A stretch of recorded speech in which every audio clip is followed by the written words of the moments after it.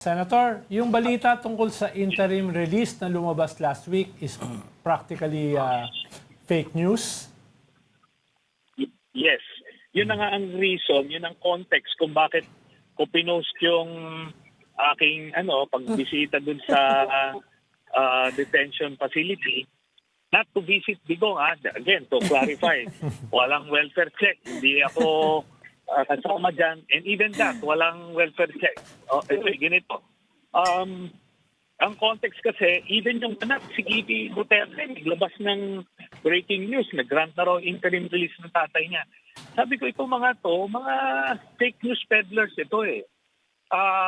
Ngayon, yung interim release, hindi naman natin niro-rule out totally. Pero, ang standard nila ng interim release, talagang mabigat. Yung mga presidents nila na nabigyan before, yung may terminal illness at yung may medical procedure, I think transplant pa yata yun, kung ano man. Tapos, minor cases lang, obstruction of justice lang yung...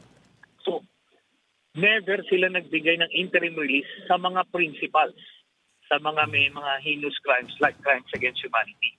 Kaya malabo yan. Then, yung sinasabi nilang uuwi dito at dito mag-house arrest ko ano man, hindi pwedeng mangyari yon kasi hindi tayo member ng ICC. Ang mga binibigyan lang nila ng mga mag-host lang, dapat ICC members. Tupad doon din, tinanggal nila. Yeah. So, out na tayo doon.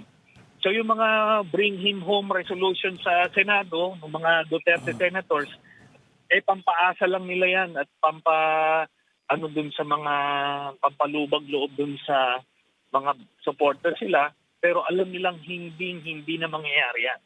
Ngayon, yung mga host naman daw na meron na raw host, based sa aking last na nakalap na impormasyon, wala pang bansa na pumayag na mag-host sa kanya.